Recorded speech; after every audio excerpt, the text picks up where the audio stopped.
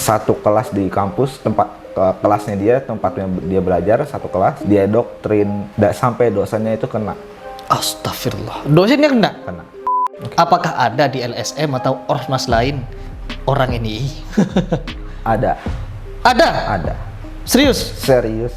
Apa di dalam NII cuma ada MUI? Bagaimana dengan yang lain?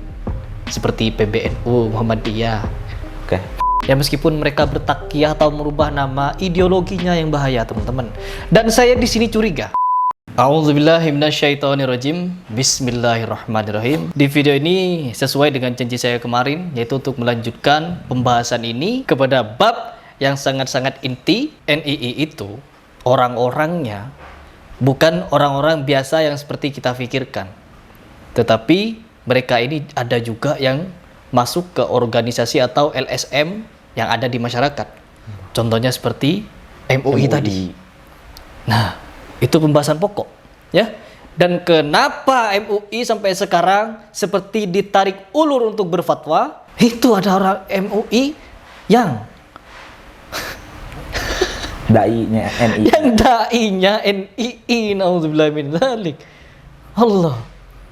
Masya Allah. Dan yang lebih parah, dia menghalalkan darahnya Jokowi. Nah, ini mereka takfiri kepada Jokowi.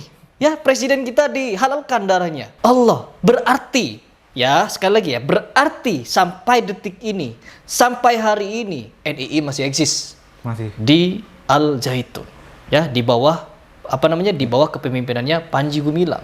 Kemarin ada statement, ya, ada statement yang mengatakan, kalau nggak salah dari Pak Muldoko, ya, beliau menyatakan di media TV One, apabila ada NII di dalam Al Zaitun, maka tangkap, kalimat yang saya dengar adalah tangkap itu Panji Gumilang, kata beliau, kata Pak Muldoko. Jadi ini adalah bukti, ya. Beliau buktinya, saya juga buktinya, saya punya ini banyak bukti, saya banyak link, saya banyak kenalan untuk membuktikan NII ada sampai sekarang. Jadi data, ucapan, serta statement yang kita sampaikan itu bisa kami pertanggungjawabkan. Betul? Betul. Dan kita tidak takut di sini, ya. Kami tidak takut kepada ancaman orang NII, ancaman orang Al Zaitun, ancamannya orang Panji Gumilang. Tidak takut. Mau diteror, tidak takut. Bahkan Instagram saya, hanya Instagram sih, mau diretas, tidak peduli. Ya, apapun teknik serangan kalian, teroran kalian, kita tidak akan mundur. Karena apa? Kita berjalan di atas kebenaran. Mau dibunuh pun tidak takut, kita akan lawan. Apabila kita diam dan hanya menonton dari jarak jauh kebatilan ini termasuk kebatilan. Bukan cuma kebatilan, penyesatan akidah, penyesatan syariat, semua dilalap habis oleh Panji Gumilang. Ini baru pembukaan, saya sudah Allahu Akbar. Oke, untuk meredam dulu, silakan Mas Fauzan lanjut penjelasan bagaimana ada MUI.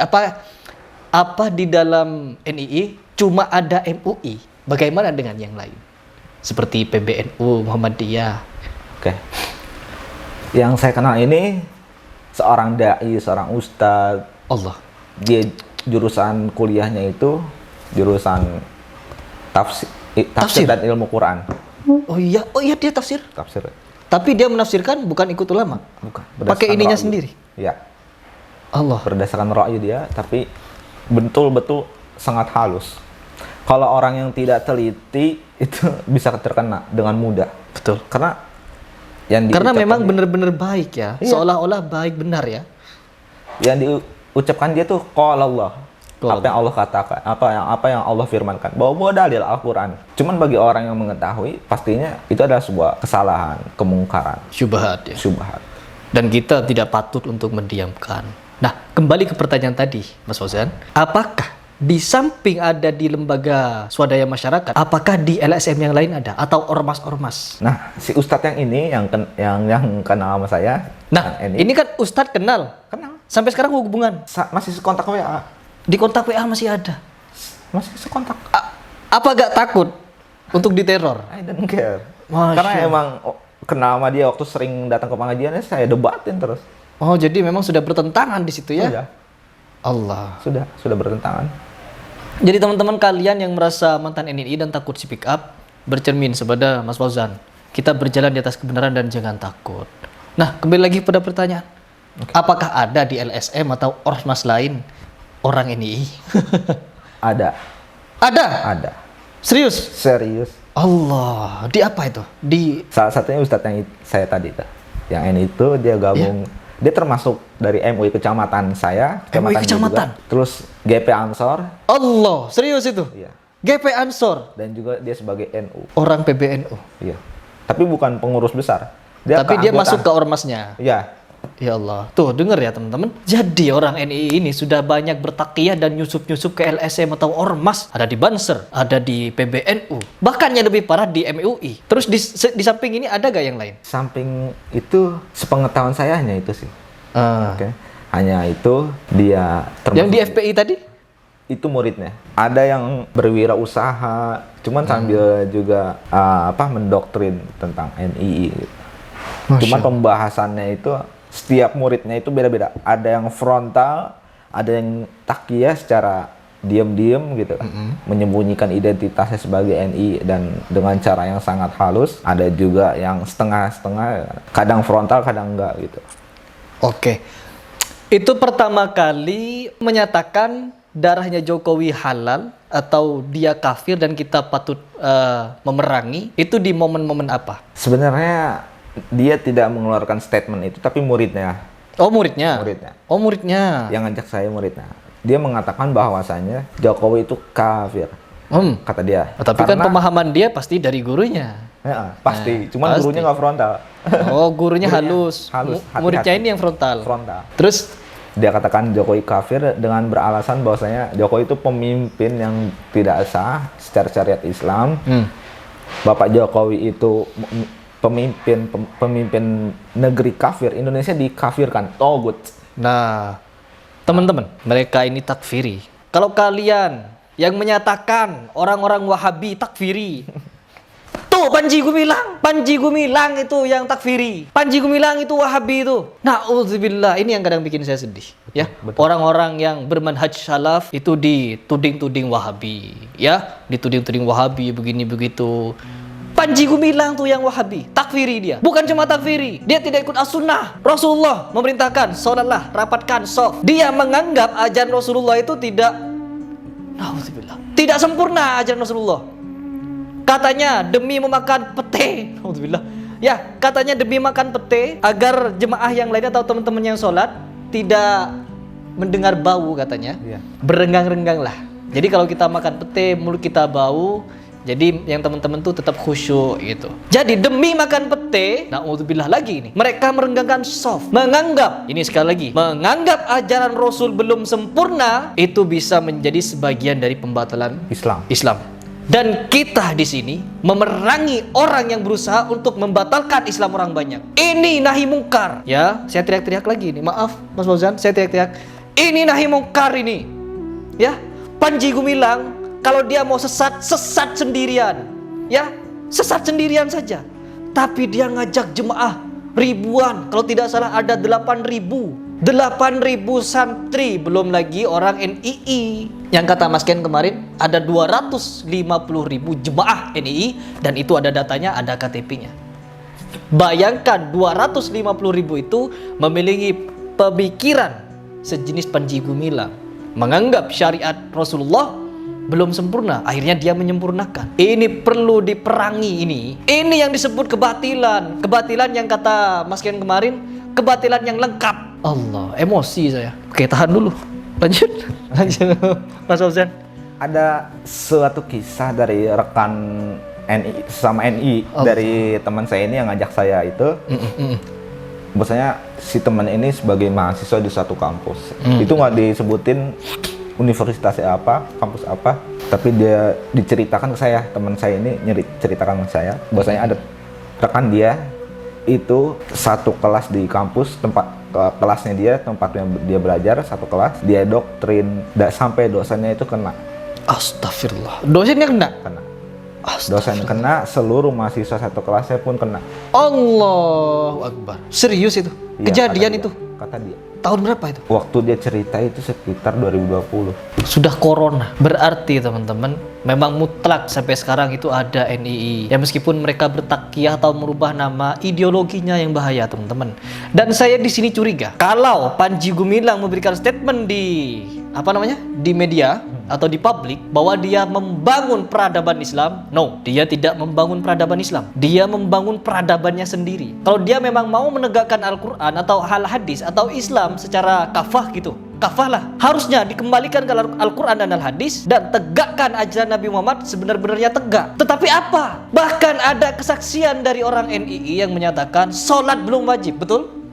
Sholat belum wajib katanya. Selama negara ini masih kafir, ya berpedoman kepada Togut Pancasila, kita tidak diwajibkan untuk sholat. Ini sudah keluar dari ajaran Nabi. Mereka tidak menegakkan ajaran Nabi Muhammad, tidak menegakkan. Mereka, Panji Gumilang ini bukan ingin menegakkan syariat. Dia ingin menjadi raja di Indonesia. Dia ingin menguasai Indonesia dengan berlandaskan agama. Kata Mas Ken Setiawan, saya kalau ingat ini kadang suka sedih. Ini adalah tragedi kemanusiaan yang dilandaskan agama. Na'udzubillah min dzalik.